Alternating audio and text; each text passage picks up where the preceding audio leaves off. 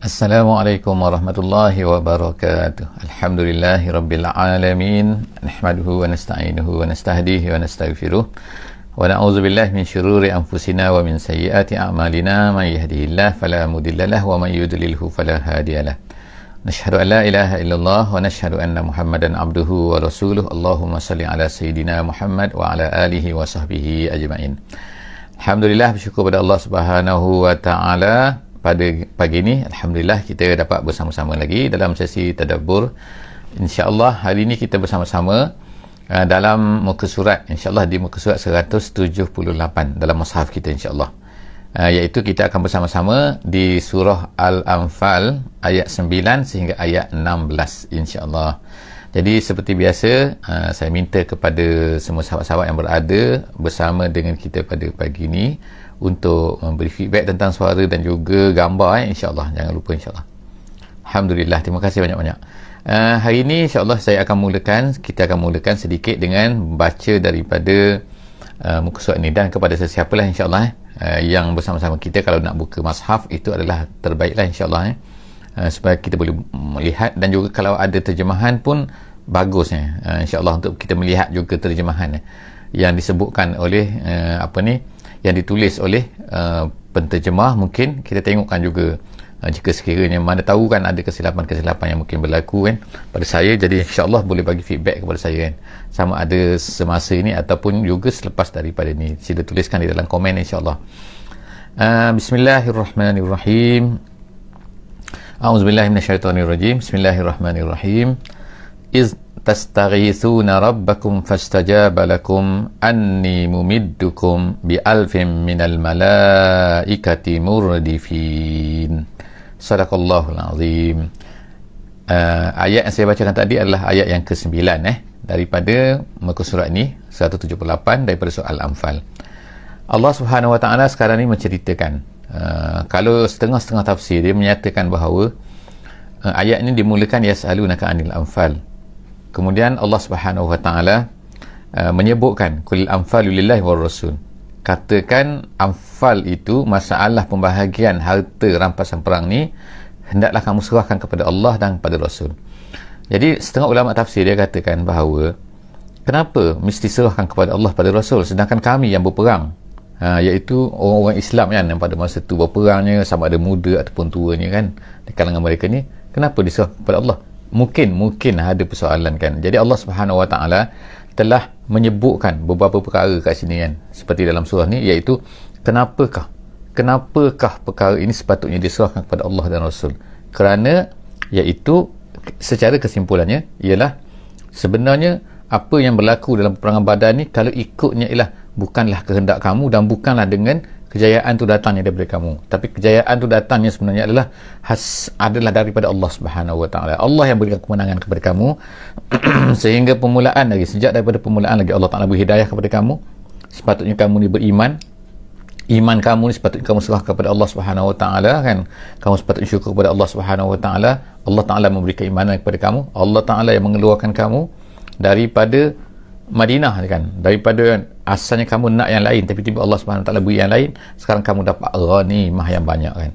Jadi Allah SWT sebut lagi dalam ayat yang ke-9 ni pada hari ini, insya-Allah kan kita akan tengok Allah Taala sebutkan kenapa seolah-olahnya kan, kenapa sepatutnya kamu ni tak boleh merasai bahawa kemenangan ini adalah sebenarnya milik kamu, tapi sebenarnya adalah Allah SWT. Kena ingat sikit bahawa apa-apa kalau kita sekarang lah kan, dalam hidup kita ni, apa-apa yang kita dapat ni, kita nak sedar bahawa ianya adalah datangnya daripada Allah Subhanahu wa taala, pemberian daripada Allah Subhanahu wa taala.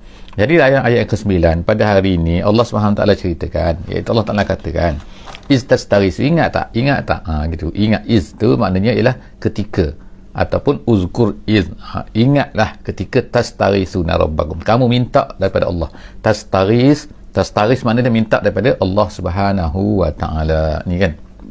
Asalnya al-ghauth ni hujan, minta hujan, tapi bukan minta hujan ni satu benda yang mana lebat sehingga menyusahkan, tak, tapi maknanya beri, ya Allah berilah kepada kami cukup-cukup dan juga timing dia betul, gitu kan. Itu makna istastaris tu. Kalau kita kata tasta'inu, minta pertolongan, tapi tastarisu ialah minta pertolongan dengan tepat-tepat, maknanya kan cukup-cukup Allah Ta'ala.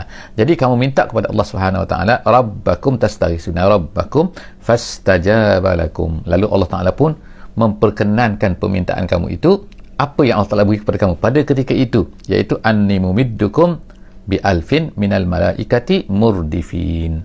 Allah Ta'ala kata kami telah anni mumiddukum. Mumiddukum artinya ialah mu'inukum, memberi pertolongan kepada kamu. Mumiddukum, kalau kita kata madda ini membekalkan kepada kamu, memberi pertolongan kepada kamu, bi alfin dengan 1000 minal malaikati, 1000 malaikat yang datang murdifin.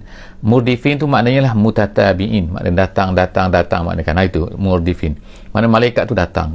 Kalau setengah riwayat kata, setengah ulama sebut, iaitu dia kata malaikat Jibril datang gini, kemudian datang Mikail lagi datang, jadi maknanya datang bertalu-talu, gitu kata murdifin.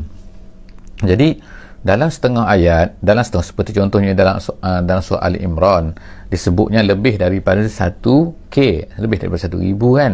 Ada yang sebut dalam ayat sebutkan 3,000, ada yang sebut 5,000. Jadi ada orang confuse ini, betul ke mana satu betul, 1,000 ke 3,000 ke 5,000 ke, kan? Sebab ayat lain sebut 5,000. Jadi ulama-ulama telah dia kata begini, sebenarnya mula-mula dia datang 1,000, lepas daripada tu datang lagi tambahan lagi, lepas tu datang lagi tambahan lagi. Datang yang pertama tu 1,000, kenapa? Ulama kata kerana, ulama tafsir kata, iaitu kerana jumlah mereka ni 1,000. Kalau malaikat datang 1,000 maknanya dah cukup lah kan. Tapi Allah Ta'ala tambah lagi, nak beri apa ni? Nak bagi semangat lagi kepada orang Islam bahawa Allah SWT ni bersama dengan kamu. Tu maknanya kan. Jadi Allah Ta'ala kata, tengok selepas daripada tu ayat yang ke-10, Allah Ta'ala kata, wa ma ja'alahu Allahu illa busyra wa litatma'inna bihi qulubukum. Wa ma ja'alahu, hu tu ialah Allah Ta'ala tidak menjadikan. Ma ja'alahu, hu tu ialah maknanya imdad ni. Hu sini lah, hu ni maknanya tidak menjadikannya. Nya tu ialah makna pertolongan tersebut, kedatangan malaikat tersebut. Wa ma ja'alahu Allah Ta'ala tidak menjadikan kedatangan malaikat itu melainkan illa busyra. Allah Ta'ala sebutkan tu busyra. Busyra tu maknanya lah berita gembira. Maknanya bila sebut malaikat tu datang, maknanya wah, kita pun semangat lah, orang Islam pun semangat lah kan, busyra. Tapi jangan ingat bahawa kerana malaikat tu lah maka kamu menang. Takut, mana tahu kan. Jadi maknanya kadang-kadang boleh jadi benda ni kan, datangnya satu benda, satu pertolongan daripada Allah Subhanahu Wa Ta'ala kepada kita, dan Allah jadi nak tolong mereka kan. Jadi mereka pun rasa, wah, pertolongan ini mestilah, dengan pertolongan ini kita menang. Pertolongan inilah yang memenangkan kita. Ditakut berlaku benda. Jadi Allah Ta'ala sebutkan kenapa Allah Ta'ala kirimkan malaikat itu. Nombor satu, kerana busyra, untuk menjadi berita gembira. Jadi gembira lah, semangat sikit kan. Kemudian yang kedua, walitatma'inna bihi qulubukum, untuk menjadikan hati kamu ini tenang. Sebab mula-mula tu takut. Macam mana tak takut? Lawan 1,000, kita ada 313. Dengan senjata tak cukup. Mereka tu cukup senjata. Kita ni tak cukup senjata. Kita ni ada kuda 2 ekor saja kan. Dikatakan setengah riwayat tu kan. Jadi mereka kebanyakan ni jalan kaki. Bawa senjata pun bukan bawa pedang apa-apa. Bukan bawa alat senjata. Bawa hanya pedang biasa seorang-seorang macam tu saja. Macam mana nak berperang kalau ikutnya kan?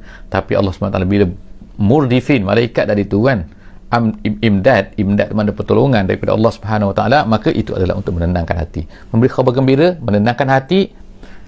Tapi Allah Subhanahu Wa Ta'ala sebutkan, ingatkan mereka, wa man nasru illa min indillah, wa man nasru illa min indillah. Pertolongan tu, kemenangan tu tak mungkin datang melainkan daripada Allah Subhanahu Wa Ta'ala. Wa man nasru illa min indillah. Kamu kena ingat, jangan ingat bahawa kemenangan ke kejayaan ke tu datang daripada diri kamu. Walaupun mungkin nampak petanda-petanda. Kalau kita katakan zaman sekarang ni, kalau pelajar-pelajar ni dia pergi exam katakan, tiba-tiba tengok apa yang baca semua tu keluar kan. Jadi maknanya pun jawab sedap lah kan, jawab kan, macam confirm lah kan.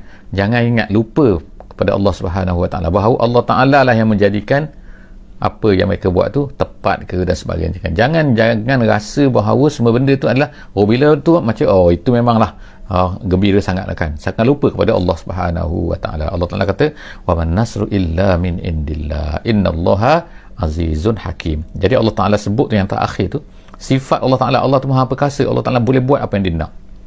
Kemudian hakim maknanya penuh hikmah dalam segala pentadbiran dia, dalam segala susunan dia, dalam segala apa yang dia buat, penuh dia tahu kan kenapa dia buat macam ni, kenapa dia buat macam ni dan sebagainya. Seterusnya ayat yang ke-11, iz yughashikumun nu'as. Jadi ayat ke sebelah ni setengah ulama kata ni keempat perkara yang keempat kenapa kamu ni sebenarnya patutnya serahkan kepada Allah Subhanahu Wa Taala. Serahkan apa? Iaitu serahkan urusan pembahagian pusaka, pembahagian harta ghanimah ni kan.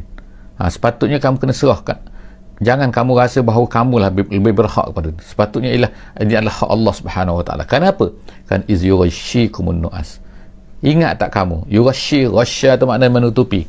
An-nu'as tu maknanya permulaan tidur. Maknanya rasa mengantuk tu, rasa mengantuk.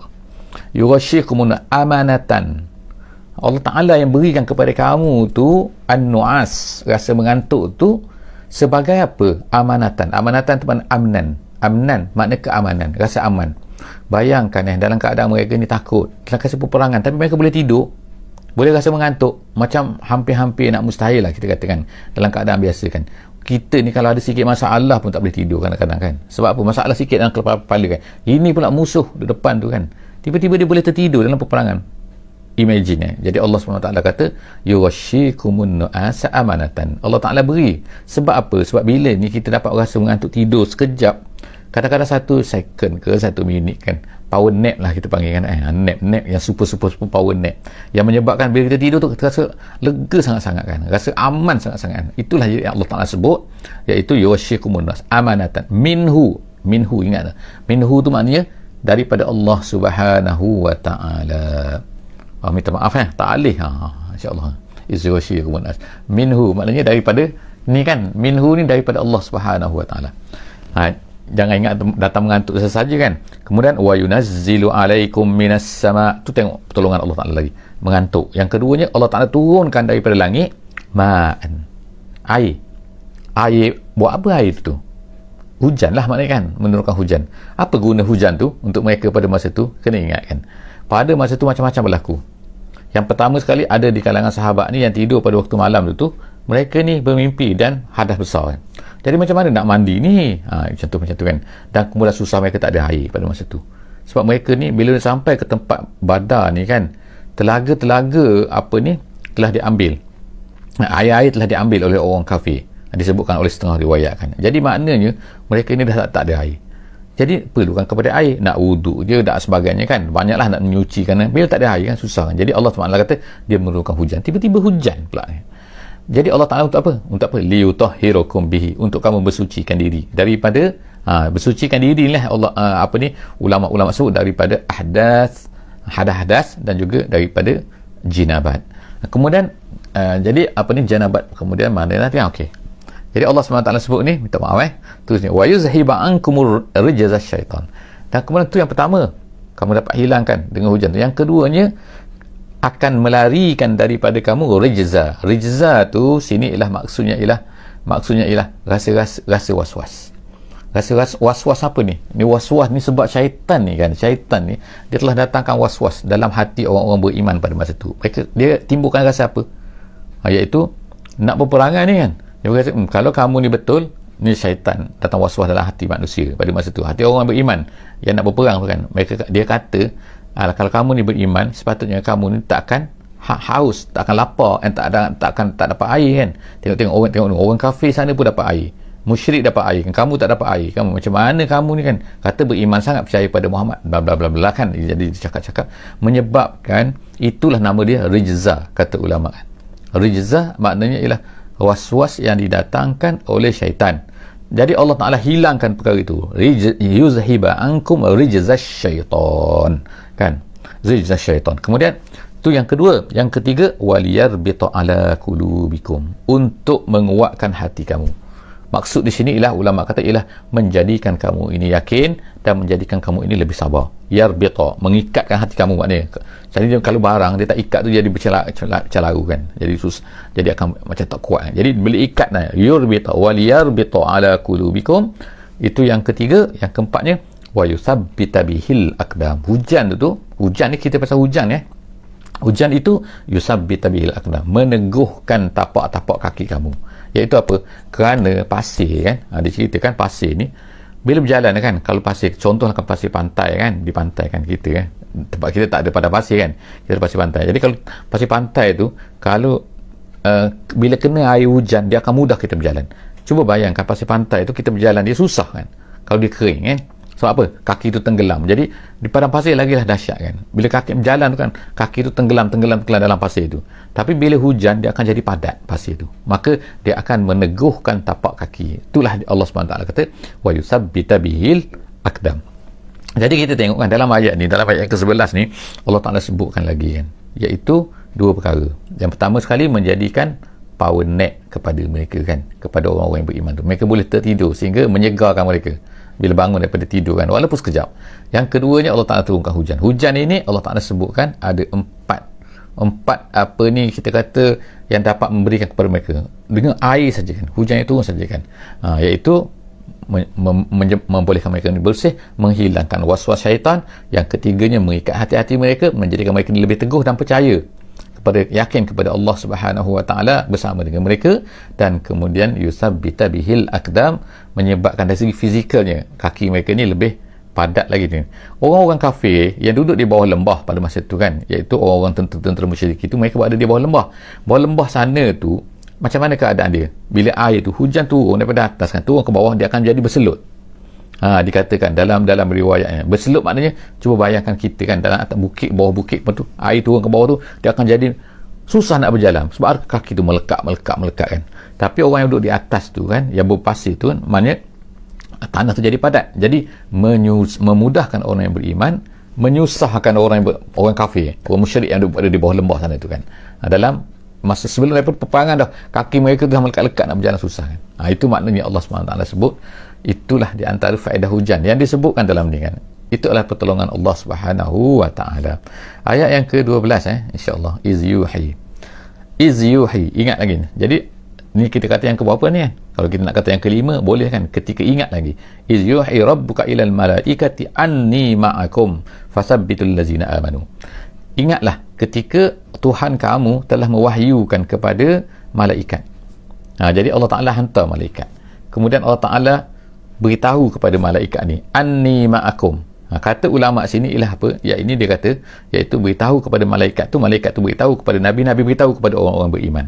Iaitu anni ma'akum. Beritahu bahawa Allah Ta'ala bersama dengan kamu. Makna cerita, Allah Ta'ala bersama dengan kamu. Fasabbitul lazina amanu. Jadi wahai malaikat semua, sabbitu ini teguhkan orang-orang yang beriman. Makna bagi semangat kepada mereka, teguhkan hati mereka kan, walaupun mereka ni sikit kan, walaupun asalnya mereka ni macam agak down lah kan. Tengok orang kafir yang ramai tu kan, tentera depan tu kan ada 1000 kan, kita ni 313 dengan unta-untanya ramai kan, dengan peralatan yang dahsyat kan.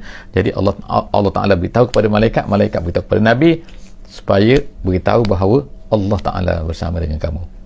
Wa yusabbitu Allah Ta'ala kata, fasabbitul lazina amanu, teguhkanlah orang-orang yang beriman tu, saulki fi qulub. Allah Ta'ala beritahu kan, saulki maknanya Allah Ta'ala akan campakkan, aku akan campakkan fi qulubil lazina kafaru ru'ba. Allah Ta'ala akan campakkan ke dalam hati orang-orang kafir itu ar-ru'ba. Ru'ba ni perasaan takut. Jadi sebenarnya kan, perasaan takut dalam apa? Dalam hati kan. Jadi sebab itulah kita katakan ar-ru'ba sini iaitu apa ni, kekalahan yang pertama manusia ni kan ialah bukan kalah fizikal, tapi kekalahan apabila dalaman dia kalah kan. Maknanya sebelum, kalau kita lah dalam kehidupan kita, dalam motivasi dan sebagainya kan, kalau kita awal-awal lagi tak masuk peperangan lagi kan, tak buat kerja lagi, kita dah rasa down, kita kalah awal lagi, maka kita akan kalah. Kalau yakin kita boleh, yakin kita, itu adalah kemenangan yang pertama. Bila kita yakin, insya-Allah kita akan boleh lawan. Jadi begitulah orang-orang yang beriman pada masa itu. Allah Ta'ala dah bagi support kepada mereka kan. Jadi saulki, Allah Ta'ala campak ke dalam hati orang-orang yang kafir ni perasaan takut. Jadi bila perasaan takut, tak tahulah macam mana kan, tapi rasa takut tu, takut macam-macam lah kan. Bila takut tu, nak perang pun tak semangat dah. Fadribu, jadi Allah Ta'ala kata kepada malaikat ni, fadribu fawqal a'naki ar-ru'us. Ni kata setengah ulama kata inilah maknanya Allah Subhanahu Wa Ta'ala memerintahkan kepada orang beriman ni supaya dribu fawqal anak. Makna fawqal anak ni makna kepala, makna pukullah kepala mereka, iaitu bunuhlah maksud kan. Wadribu minhum kulla banan, dan potonglah. Banan ni artinya ialah yakni hujung tangan dan juga hujung kaki. Katanya potong.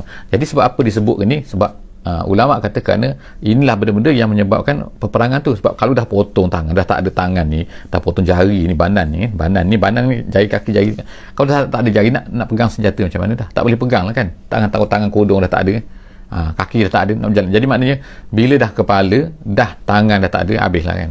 Jadi makna itulah, tak perlu yang badan-badan yang lain, tak perlu dah kan. Kalau dah tak ada ni, dah habis dah, tak boleh nak buat apa dah. Jadi Allah SWT fadribu fawqal a'naqi wadribu minhum kullabanan. Ada setengah riwayat mengatakan bahawa malaikat yang pukul ni. Sebab itulah setengah-setengah cerita ada ni banyak sahabat-sahabat ni, bila mereka pergi berperang ni kan, mereka angkat senjata, dia katakan angkat pedang, tengok-tengok, kepala dah putus. Macam mana pula kepala putus? Siapa yang bunuh ni? Itu kata malaikat. Sebelum mereka angkat dah. Jadi kalau ikutnya kan, Allah SWT nak kalahkan orang-orang kafir ni mudah je kan. Tapi Allah Ta'ala nak tunjukkan di depan orang-orang beriman ni kan, bahawa perlunya usaha, perlunya mereka ni angkat pedang kan. Allah Ta'ala arahkan malaikat supaya putuskan kepala tu kan, kepala orang kafir tu kan. Jadi mereka pun kalah lah kan dalam peperangan Badar ni kan. Jadi itulah yang Allah SWT sebut sini, zalika bi'annahum syakullah. Kenapa mereka ni macam tu? Kenapa? Sebab Allah Subhanahu Wa Ta'ala sebut sini kan, zalika bi'annahum, yang demikian itu balasan dia kan, kerana mereka ini syakku. Syakku ni asal perkataan ni adalah maknanya ialah iaitu sebelah sungai tu kan. Syakku ni maknanya menyerobos kan. Kalau air tu kan, air sungai tu melalui tu kan, jadi mula-mula jadi sungai kan? tanah kemudian lalu sungai, lalu dia seolah macam memecahkan. Jadi dia akan jadi dua lah, sebelah sini dan juga sebelah sini kan. Jadi yang sebelah sini itu dipanggil syak namanya kan.